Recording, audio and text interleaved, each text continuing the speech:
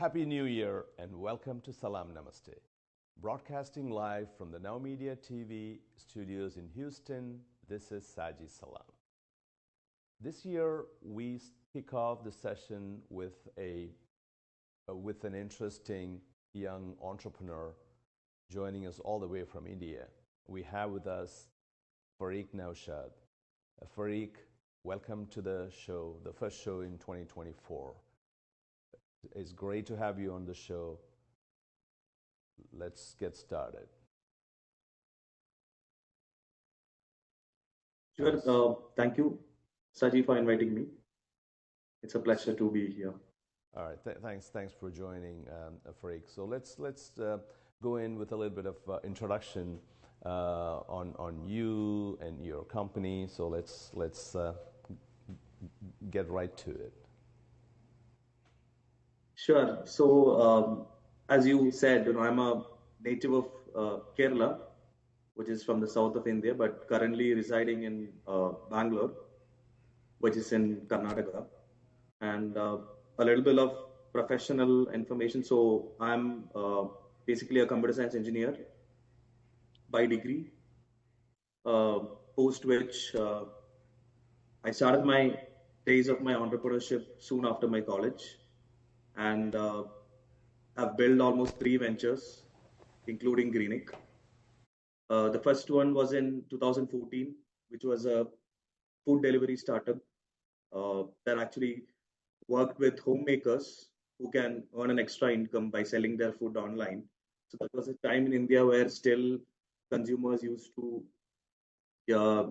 kind of use their telephones to order food from hotels or nearby restaurants. So we came up with an innovative idea where we were specifically targeting the IT or the professional crowd, which was missing their home food from different parts of India. And we aggregated almost 100 plus homemakers who could make different varieties of food so that they don't miss their home food. 1 year down the lane, we failed to kind of scale it up, multiple learnings. So that was the first stint of entrepreneurship, if I could say. And post which, so basically during that venture, I had taken few personal loans and some funds from friends and family. So had a kind of a pressure to kind of close all of that. So I took up a 1 year time to work with a fintech startup, and which eventually turned out to be a large company. So basically we were selling core banking solutions to credit unions and to banks as well as credit unions. And so that was kind of a 1 year journey where I could kind of close off all the debt commitments, post which again the entrepreneurship stint kicked in, wherein I got an opportunity to move to Africa to kind of build a software service startup. And so at that time, Africa was kind of a little far from technology compared to India as well as other countries. So we were primarily focusing on reselling software solutions that could automate their business processes. So we were more focused in building ERP solutions customized to their specific requirements, plus few banking solutions. And we bootstrapped that company from $0 to $1 million in revenue in first 15 months of operations. And it was in 2019 which I decided to quit and come back to India, even though we were making a kind of good chunk of money. There was nothing kind of exciting or value addition that we could do. So I personally decided to move out and exited the company and came back to India in 2019, post which the agri journey started. And the Greenikk journey has been continuing till now. Yeah, so that is, Saji, if I can tell you a little bit of, my journey till Greenikk, if I can tell you. Next question is agriculture. Let's talk about the macro picture of agriculture in India. What's going on? Where do you see agriculture moving forward? What's the role of technology? And then we can dive a little deeper into your Greenikk and what it does. So if I can start with that, Saji, agriculture is, as you know, the Indian landscape of agriculture, it's a very kind of a very complex landscape altogether, uh, having different zones starting from the south to the north to the west to the east. There are people with different taste buds having different needs of uh, fresh produce requirements in their day-to-day meals. So looking at all that, the complexity of the agri landscape in India was a kind of initial challenging sector for technology to kind of penetrate, especially from a standpoint where farmers were very closely related to the local dealers who is supposed to their sales points, and breaking that trust with technology was something which was very difficult for the evolving agri companies. But right now with the UPI coming in, the ONDC, which is the Open Network for Digital Commerce, which was initiated by Government of India, and many technology movements done by the Government of India to kind of uh, drive a technology move in agri has been bringing a lot of change, if I could clearly say. So overall, if you see, agri has been evolving from a stage where, so just before, if you look at it, food has been reaching the plate for the past 200 years or the past 2-3 centuries in India, but there was no kind of specific technology drive or play into it. So it was a very common set of same people who were mandi agents, who were dealers and brokers, who was kind of doing this business throughout. So, but with the technology innovation coming in, where supply chain innovation has been happening, automation of farming practices through IoT sensors, satellite interventions in climate change. So all this has been kind of bringing a lot of change if you see in the overall agri landscape in India.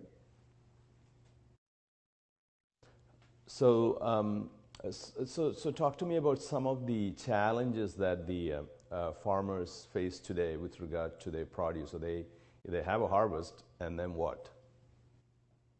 So the major challenges which the farmers face is the existing supply chain that has been built over time, where they find it very difficult to break that loop of coming out of a local dealer's net, if I could say. A dealer, what I specifically mean, is someone who helps the farmer to sell his produce to an agent. And this actually comes down to a very specific problem where if you have identified that India, the farm land holding is very small compared to other countries. For example, in US, as you would know, a minimum a farm size would be in 100 acres or minimum 100 hectares of land. Wherein in India, the land holding average size comes around 1 hectare land. So it's very difficult for a farmer to aggregate the produce, get it into a truck, and make it viable to go and sell it directly to a consumer, to a wholesaler, or to any retail stores. That is why these middlemen come in the place.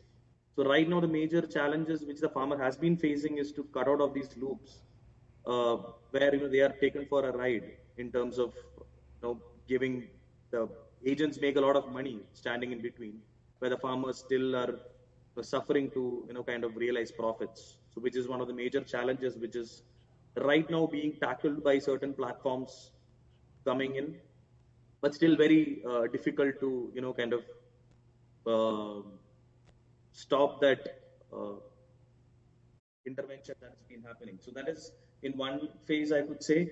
Second is a lot of adaptation to technology which farmers face, where they find it difficult to pay for these technologies. Having a small land holding, it doesn't make sense for a farmer to have a IoT sensor kind of installed in his farm.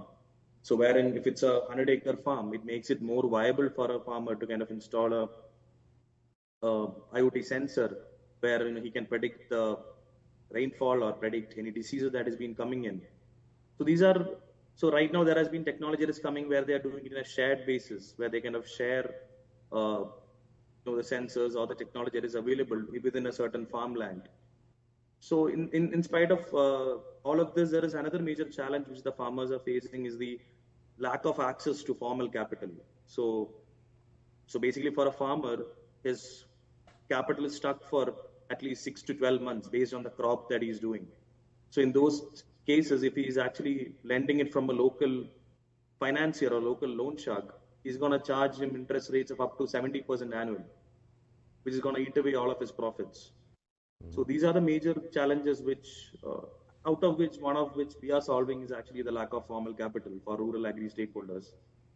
So that is just one of the problems which the farmers are facing, I could say.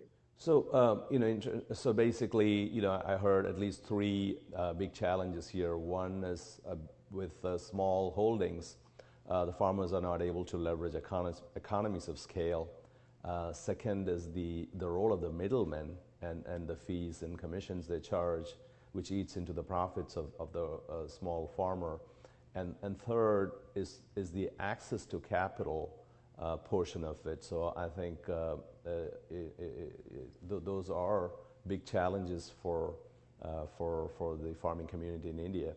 And once we come back after a short break, let's do a deeper dive into looking at these problem statements and how Greenikk is helping farmers get through these challenges. We'll be back after a short commercial break. Thanks.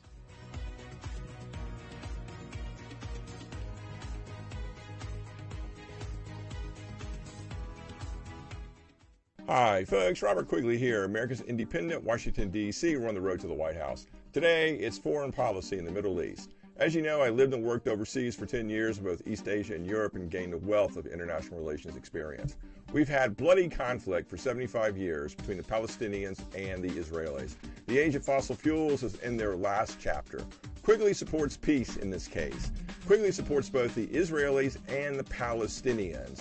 Quigley will help build self-sustainable communities and countries. Note that climate impacts are likely to hit the region badly and make both areas uninhabitable. Nevada comes to mind as a secondary place for the desert dwellers to live. Armageddon might mean the heat of the sun. It might mean war. It might mean that we need to rethink our approach to Israel and Palestine. Our Middle East policy is futile. Go to robertquigleyforpresident.com, donate what you can, and together we will make it work for all of us. Paid for and approved by the Robert Quigley for President campaign. The legal profession is not immune to the disruptive power of artificial intelligence. AI is reshaping the way lawyers research, analyze, and manage legal matters. AI-powered legal research tools can sift through vast volumes of legal documents, statutes, and case law in seconds, providing lawyers with comprehensive insights to build their cases. In courtrooms, AI is used to manage and present digital evidence effectively. It can organize and analyze evidence, making complex cases more understandable for judges and juries. In contract review, AI quickly identifies potential risks, inconsistencies, and compliance issues in legal contracts, saving valuable time and reducing human errors. The future of law is being shaped by AI. AI is streamlining legal research, improving courtroom presentations, enhancing contract analysis, and making legal information more efficient and accessible. Data Dive, infinite insights instantly.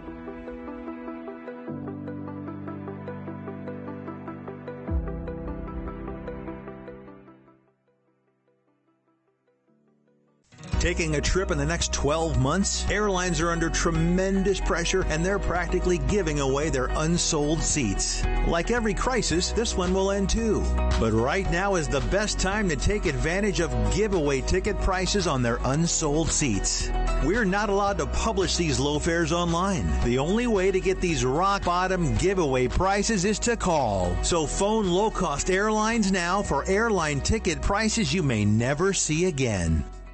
What if this happened to you when you're alone? Or what if it happened here? With MedGuard Alert, you're never alone. You can connect with medical professionals anywhere, anytime. And now MedGuard is introducing our exclusive new CareWatch. If you need help quickly, use it from anywhere to contact medical professionals. No cell phone required. The CareWatch is not only a life-saving medical alert device, it's a revolutionary health monitoring system that checks your blood pressure, heart rate, oxygen saturation, maturation, and much more. And here's the best part. If you have Medicaid, you may qualify to get your Care Watch for free. The Care Watch is only available through MedGuard Alert. Call us right now. We have monitoring programs starting as low as $1 a day. The call is free, activation is free, shipping is free, and no contract is required. Remember, with Medicaid, you may qualify to get your Care Watch for free. Don't wait. Call us to get your Care Watch right now. Operators are standing by. Do you have a car sitting around you want to get rid of? Well, here's a great idea. Donate your car now to help local veterans in your area. Yes, just make one fast call to the Veteran Car Donation Program. Within a few days, we'll come and remove your car for free. You can donate any car in any condition. We'll use our vast network to sell it. The proceeds raised go to help local veterans and their families. And you get a tax deduction. And all you need to do is make this free call. Clean your yard up, get rid of an old car, and help the vets. We make it easy. Make this free call now. Book your fast and easy pickup. Call the Veteran Car Donation Program now.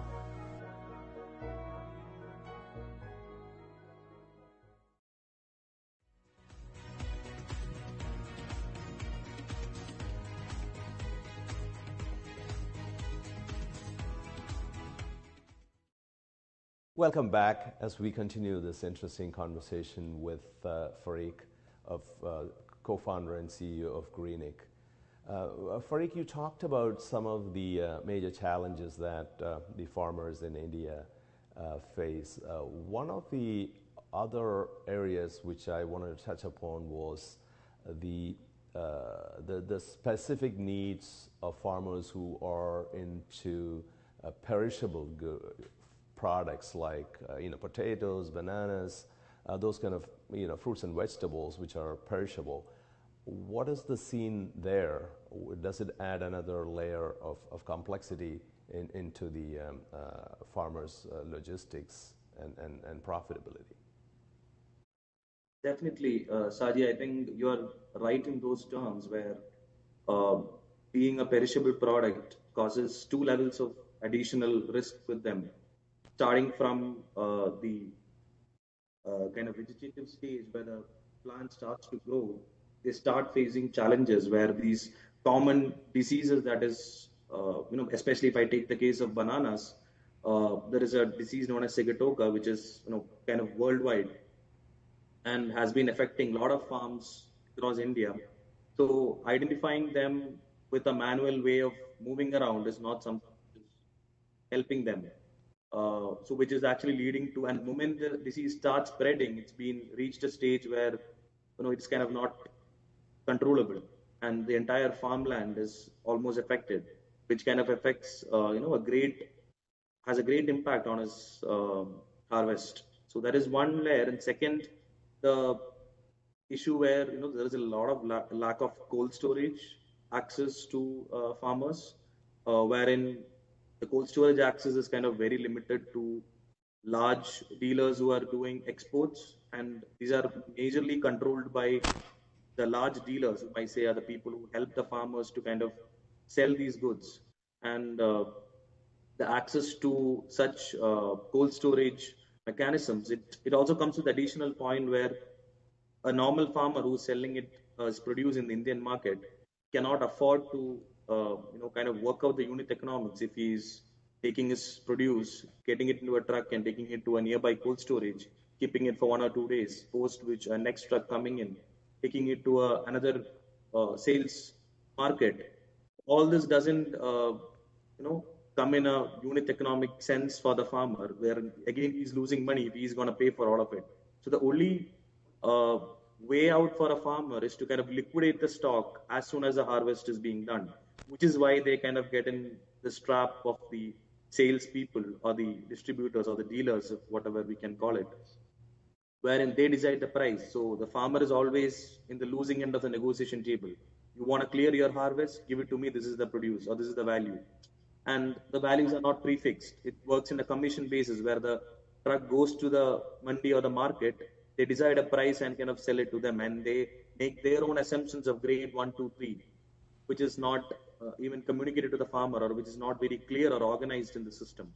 These are specific challenges which comes for a perishable produce compared to a non-perishable good, where still there is, especially for paddy and all, there is still an MSP which the government is offering, and still the farmer has the privilege or the negotiation capacity to kind of say that, okay, today I'm not going to sell it, let's wait for 3 or 4 days.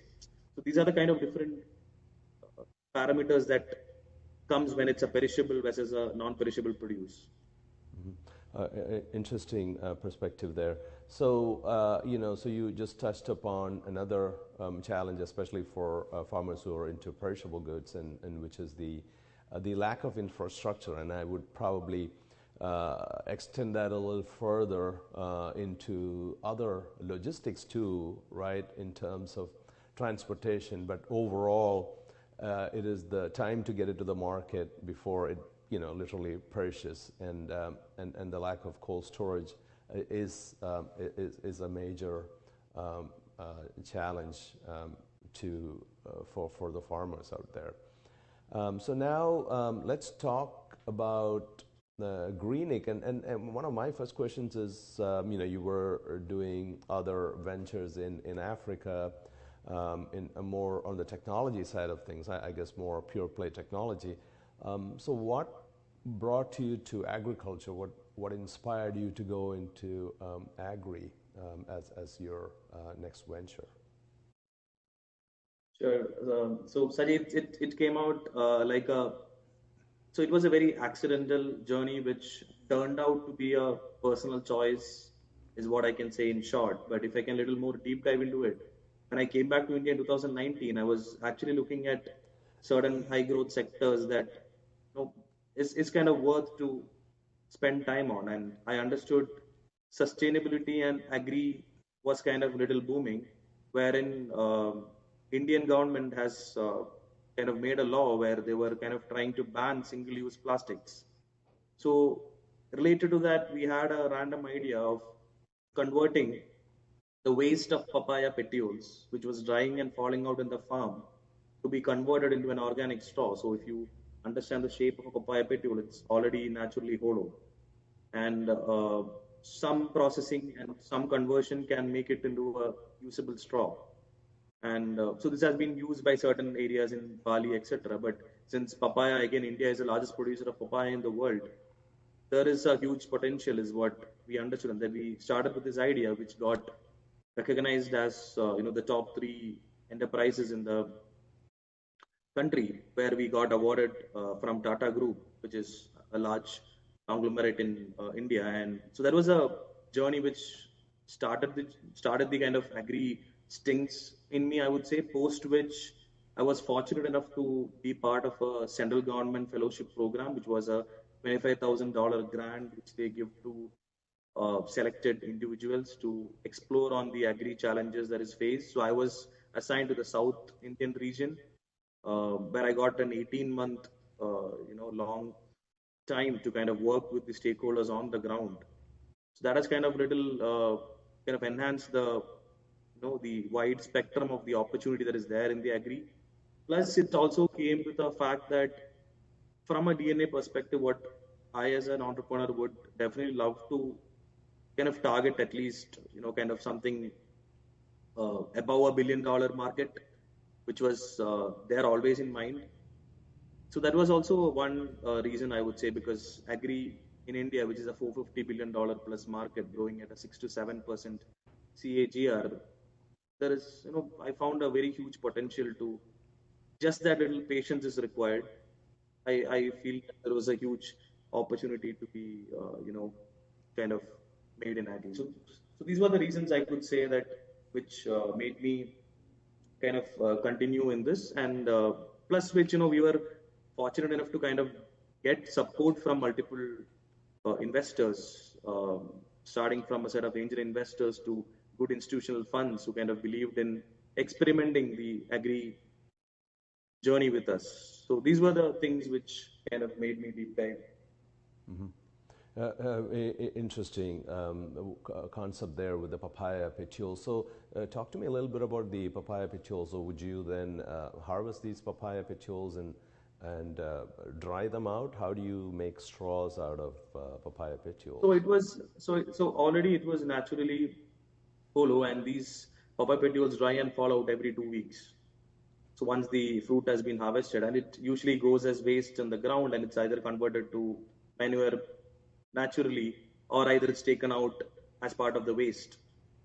So there is a certain set of processes, which is certain kind of bleaching and washing with 2 to 3 steps of water, which actually clears the germs, and a drying process in a oven, which kind of removes the entire the papain content. If you know, it's little harmful, especially when pregnant ladies consume, etc. So all that can be removed, and it becomes a very fiber is what is left, which is a naturally hollow thing that can be used to drink any kind of liquid, including hard liquid. So, and has a durable thing of up to 12 hours in water still stays. So this was the the product, if I can explain a little bit. But frankly speaking, it was not a very scalable product per se, because there was a lot of challenges in procuring the raw material. Since the raw material was not in our control, we had lots of challenges in controlling the price of the raw material. And post which the COVID-19 hit, caused a great impact on the hospitality sector. So many big brands who were committed to work with us kind of backed out, and we didn't have a plan for the next 2-3 years. So those were things which actually made us shelf the project for a while. And then post which, with what made us continue, or what made me kind of continue, was that we had a lot of good PR articles about us that came. So with which we had an incoming request from an investor based in the US. So he's based from North Carolina, and he outreached me and told me that he wanted to work with me. Initially, I thought it was a scam, frankly speaking. I didn't understand what his thing was. And later on, 2 weeks down the lane, we had multiple calls in Zoom, and he agreed to commit $50,000. So that was, again, made me start the next agri sting, because no business plan, no idea, no specifics to what we are going to do with the money. But he said, look, you guys have already into it. Let's do something in the agri side. So that's how the second journey started, with the B2B marketplace for bananas, which converted to where we are today. Oh, interesting. This is a very, very fascinating conversation, Fariq, especially around papayas. But when we come back after the break, let's talk more about when you guys went bananas, literally, with your next venture. So we'll be back after a short commercial break. Sure.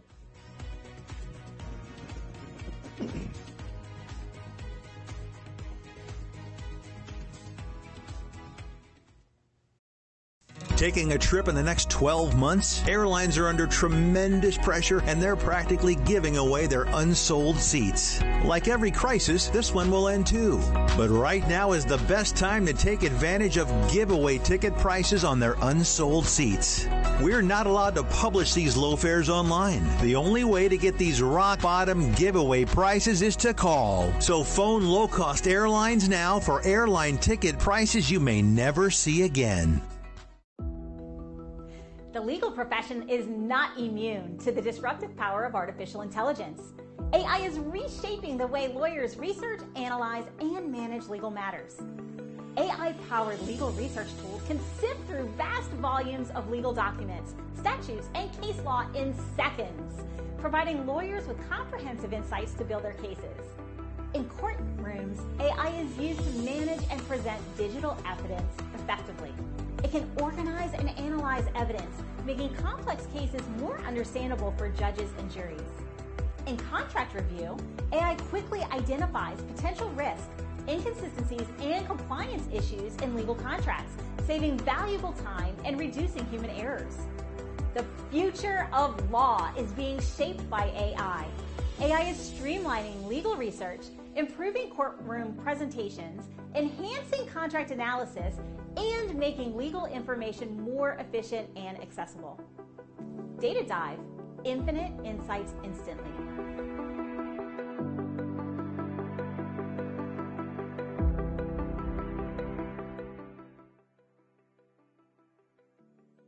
Are you nearly maxed out on your credit cards? It doesn't matter if you're using your credit cards for fun or to survive. At the end of the month, your statements come in, and you can either pay them or you can't. If you can't, late fees and interest rates get tacked on. And now you're struggling just to make the minimum payment due. Do you feel trapped? Am I talking to you? Good, because I personally researched some companies that can help you. They may be able to reduce your credit card balances by 50% and stop the late fees. If you qualify, please call our special debt hotline number right now for a complimentary free 5-minute consultation. Deal with your credit card problem now before it gets much worse and put more money back in your pocket. Trust me, I've been there too. Call right now.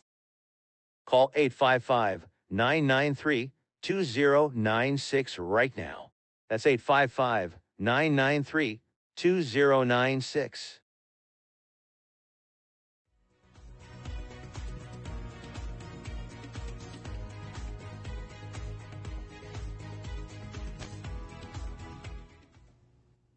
Welcome back as we continue this fascinating conversation with Fariq.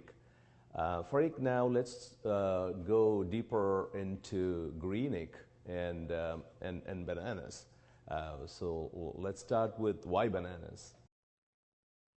Yeah, so bananas, if you ask me why, so we considered it as a magic crop in a way that it doesn't have value from not just its fruit, but it has value from all the byproducts of the plant. So if you look at it, starting from the banana leaves, which is consumed a lot in everyday meals in South India, majorly, and even across India in multiple, avenues, including weddings, temple festivals. So banana leaves is a very common thing which you can find, and the banana stem, the pseudo stem, which is part of the plant, is an excellent source of fiber, a natural fiber, and plus even the banana flower that comes is very much consumed as part of daily meals. So combining all of this, we thought there is an excellent full stack story that we can build around bananas as a crop. Is the first reason I could say. Second being, India again stands first in the banana production across the globe, and a lot of opportunity. Like you would definitely be aware of brands like Chiquita, which started off in the US and is a kind of a public listed company, and their initial focus was just into bananas. So these were the reasons why we thought of focusing in the banana story, if I could answer you precisely. Okay. So when you started off, I thought, if I remember right, you were trying to deal with a specific problem in the logistics side of things, where the wastage when banana gets transported from point A to point B, which is and the ultimate destination being the market. So could you talk about the problem and the evolution and pivot to where you guys are now? Sure. So, Saji, the major thing which we understood in the logistics side is so the way it is transported itself. If you look at it, the way it is handled starting from the harvest stage, there are, especially when it comes to export brands, they do a very different mechanism, which is known as bagging, is what we call it. So once the fruit has harvested, the slightest of the wind causes the bananas to kind of scratch against each other, which later turns out to be a very black mark once it's ripened. To avoid this, they use bagging as a mechanism. And if you look at large farms, they use a roller mechanism where it's not loaded by a human being on his shoulders, like how it is done in India for majority of the cases. So from there, it starts the wastage angle, which causes rejection in multiple retail stores or multiple large brands, that they cannot sell it to a premium crowd.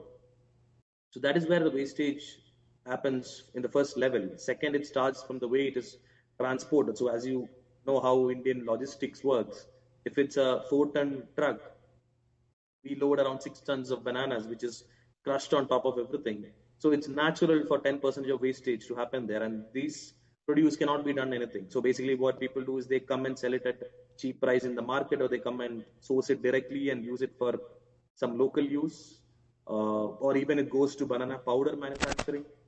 So these are little mechanisms that is already there in the system. But from a problem solving standpoint, these are things which is way beyond our control from how the Indian logistics or Indian pricing mechanism works. Building up a mechanism of bagging has an additional cost in production, which cannot be converted to value. Converting it, especially when in logistics, if you're able to load 6 tons of bananas, per kg of transportation cost comes under 2 rupees. But if you're still able to look the wastage part, and if you only transport 4 tons, the per kg transport rate comes to around 6 rupees. So, which doesn't work out in a unit economic standpoint. So it's more from a industry perspective in India that it finds it difficult, especially banana is considered as a poor man's fruit in India.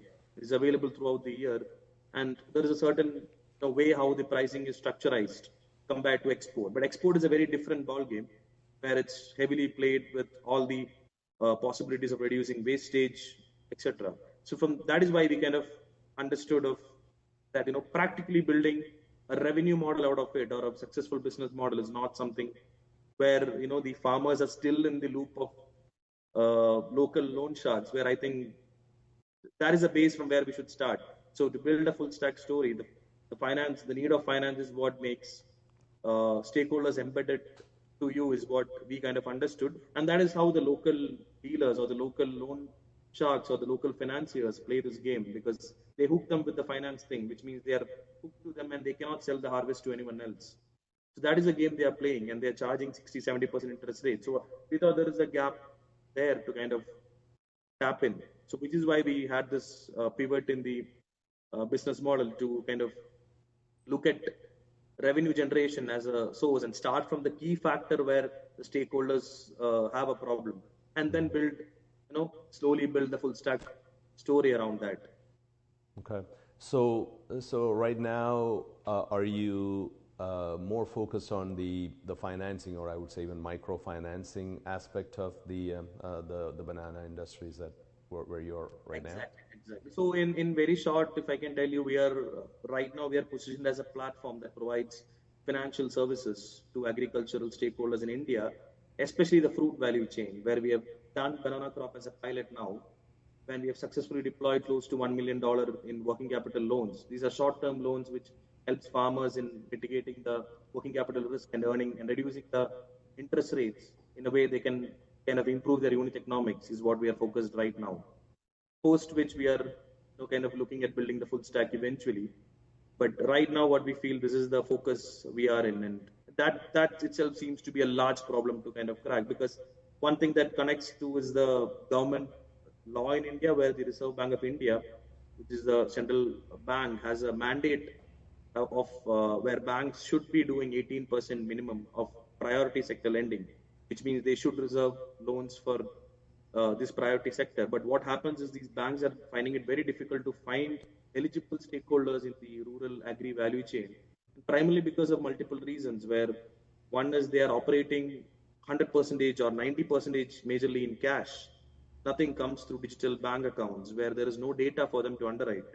And we'll be surprised to hear that there are small individual players who are doing revenues worth $10 million in trade, single person.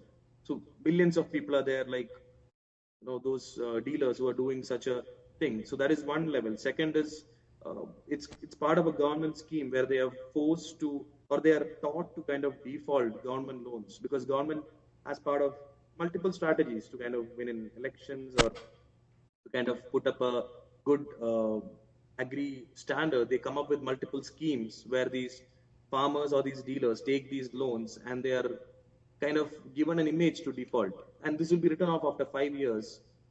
So this has been a mechanism that has been happening in the rural agri side. This has affected their CIBIL or the CRIF score, if you call it in India, which makes it very difficult for them to get a formal capital in future.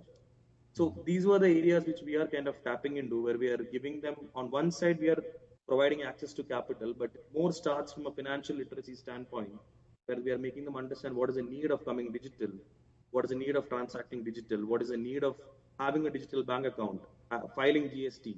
and they fear income taxes more. But the fact is that they are not aware that they are already in the farming background. Income tax is exempted. So GST is exempted for them. So these are little things which they are not very much aware about, which can actually help them very much in their financial front. So these are the areas which we are tapping into and kind of, helping the stakeholders win. Okay. At this point, are you able to disclose how much of financing you have provided to the farming community?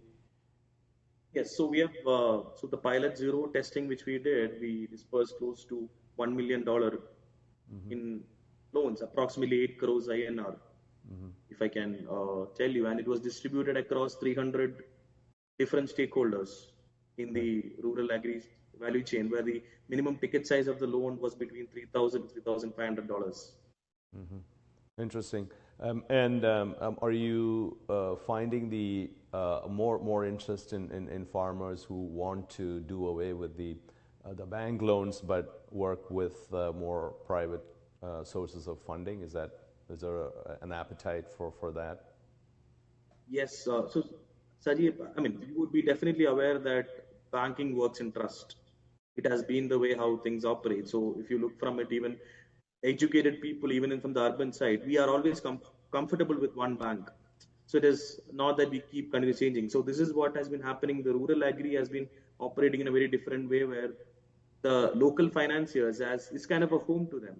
So tomorrow, if I am going to build up a kind of a financing arm there, or maybe if I am a large commercial bank starting a branch there, even if I am providing loans lesser than 4% lesser than the current player who is providing, they won't go because they consider it as home. That is a mindset which they have in terms of lending, where even if the interest rates are high, they still go to the local financier. That is something which we're trying to kind of leverage tech with, where we are looking at having an anchor-based financing model, where these local players who are our feet on the ground is going to act as Greenikks anchors to distribute these financial products, wherein the trust is already established. It's just a matter of adding technology to it and kind of scaling it. That is where we are kind of tapping into. That is the kind of mindset which these people operate with. I mean, they are very much biased to a feet on the ground, a local home feel is what they always look for. And you'll be surprised to know that even there are farmers who don't even believe banks. They have piles of cash at home thinking it's safe. So there are farmers to that kind of category still existing in India. Looks like you're dealing with a lot of the legacy of farming in India, be it attitudes, be it infrastructure, everything else, and it's really nice to see that more technology is coming in, more education is coming in, and we talked briefly about the financing aspect of what you provide as a platform. After the break, let's talk more about the other services that you provide to the farmers in India. We'll be back right after this short commercial break.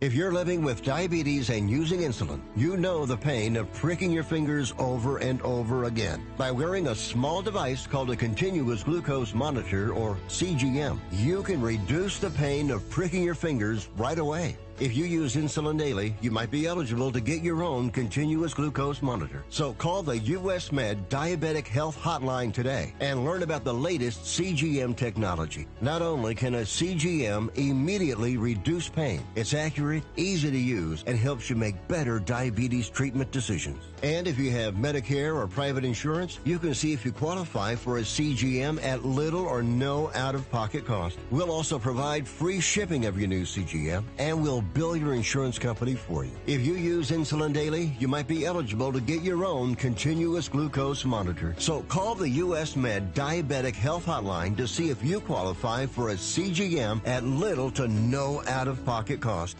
What if this happened to you when you're alone? Or what if it happened here? With MedGuard Alert, you're never alone. You can connect with medical professionals anywhere, anytime. And now MedGuard is introducing our exclusive new Care Watch. If you need help quickly, use it from anywhere to contact medical professionals. No cell phone required. The Care Watch is not only a life-saving medical alert device, it's a revolutionary health monitoring system that checks your blood pressure, heart rate, oxygen saturation, and much more. And here's the best part. If you have Medicaid, you may qualify to get your Care Watch for free. The Care Watch is only available through MedGuard Alert. Call us right now. We have monitoring programs starting as low as $1 a day. The call is free, activation is free, shipping is free, and no contract is required. Remember, with Medicaid, you may qualify to get your Care Watch for free. Don't wait. Call us to get your Care Watch right now. Operators are standing by.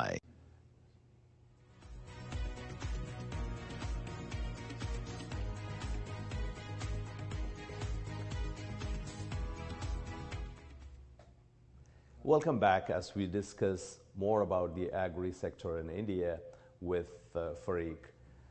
So Fariq, we talked about some of the challenges and how you're stepping in to address some of it, and you talked about the financing aspect of farming. Let's talk about some of the other value-added services you are providing. I think we saw things like banana fiber that you're focusing on and other services. So let's talk a little bit about those.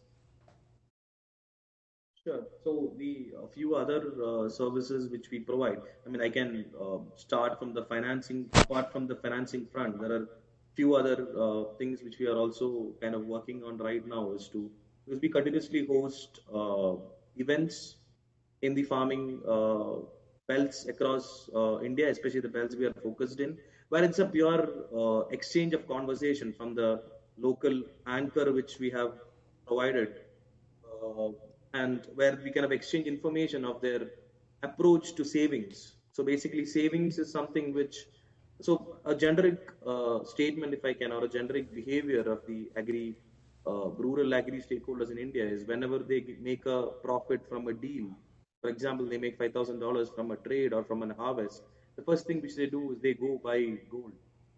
They buy gold from a gold shop, which comes up with gold making charges and whatnot when it comes in terms of depreciation and when he's going and selling it or maybe using it. So these are the first steps of savings opportunity which they do. And the other fact is he goes and gives this money to a local financier who pays him very little interest.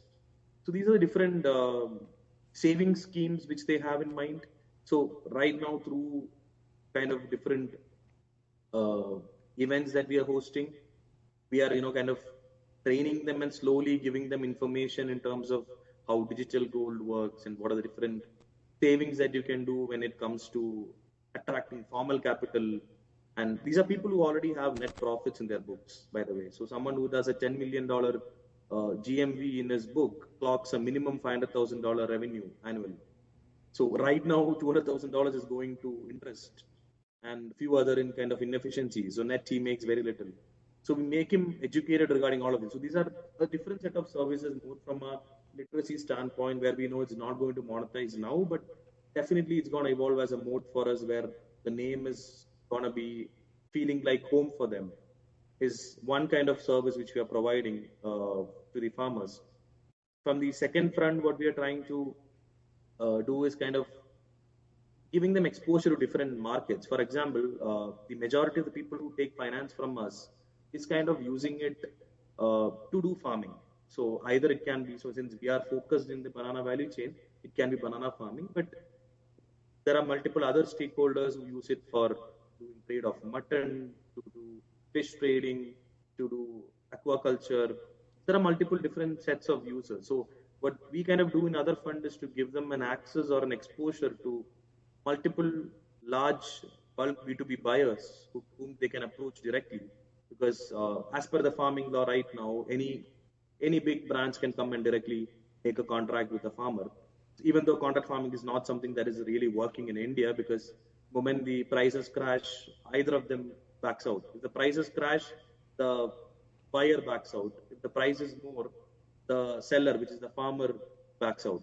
So that is a little tricky, but what we kind of do is in a fixed price model, we help these farmers find large bulk B2B buyers like chips manufacturers, good export buyers who are already vetted through our platform, where we know that they are very genuine people who has been in the trade. This is something which they have been lacking, an exposure to what sells where, and whether there is a need of G9 bananas. If you are able to harvest in a way that you can sell it during Ramzan time, which is a Muslim festival in Middle East, is going to give them a large profit. So these are things which they are not very aware of. Or a certain breed of banana, which if you can grow it for a chip segment, you're going to make more profits. So these are little services that we kind of provide them. And from the third is again from a financial inclusion standpoint, where they are right now dependent on the local cooperative banks for their banking needs. So even though they have access to an ICICI bank or an HDFC, they find it very difficult to navigate through the apps which the banks are providing. And they are very used to going to the bank with the passbook and kind of doing it, even though it has been changing with the UPI thing coming in a little by little.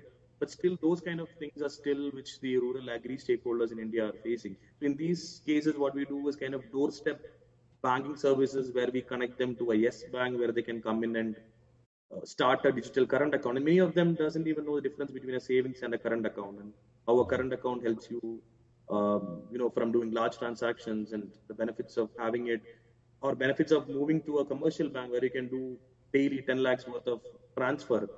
Still, they are stuck in the cooperative bank books where they can only transfer 1 lakh, but wherein the stakeholders minimum do transactions of worth 5 lakhs a day. So these are the little things which we are doing apart from providing capital or providing them access to formal capital. This is a little innovation which we are doing here and there to kind of help us evolve our mode, plus provide value to the farmers. Interesting. Or the IT stakeholders. Very, very good insight there into the farming sector and also the work you're doing. Let's talk a little bit about the challenges you've been facing as you get deeper and deeper into the agribusiness in India. So the primary challenge is something which we had touched upon, but going a little deep into it is the way the agri landscape has been built in India. It is, so if I can tell you in a different slang, it is organized in its own unorganized way. So there is a lot of unorganized things that is happening, but it is made organized, or is made that way for benefits of certain sections of the middlemen, what we call it, or whatnot. So this is something which is very tricky to kind of tap into, and especially us startups going with $1 million funding or a $500,000 funding, wherein these large landlords are sitting at millions and millions of cash.